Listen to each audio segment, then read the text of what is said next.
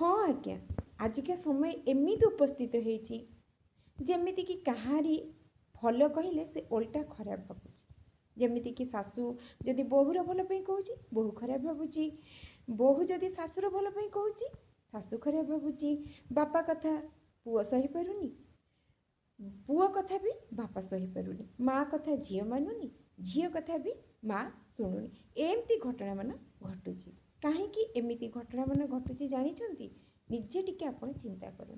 गोटे छोटिया कथा मुझे कहूँ, गोटे बोहूटीए तरतर होगी ऑफिस बाहर थाए, प्रबल खरा होते ता सासू ताको कहले अरे माँ छताटी नहीं जा खरा प्रबल पूरा होची।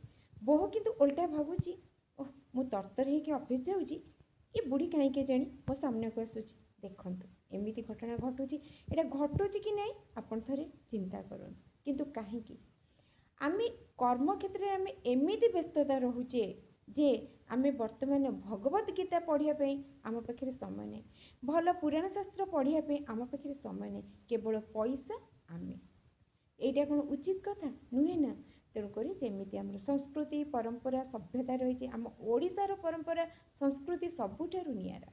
तेणुक सदा सर्वदा आमे समय बाहर करिकी भगवत गीता पुराण शास्त्र पढ़ा। या द्वारा देखंतु आपण मन में निश्चित शांति आसब, आपणकर सहीबार शक्ति आसब।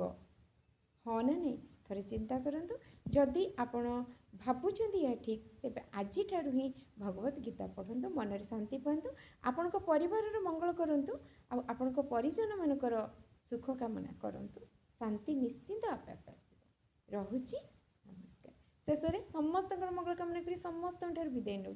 क्या किसी न कर पारे नहीं, समस्त मंगलमय आसी दुईपद मिठा कथा पारिबा तो कही हाँ ना नहीं निश्चय कहे। हाँ अर्पम स्टार को आपण मानू जदि भल लगुए लाइक शेयर सब्सक्राइब करी मते किसी कहबा को सुযোগ दे। रहुची।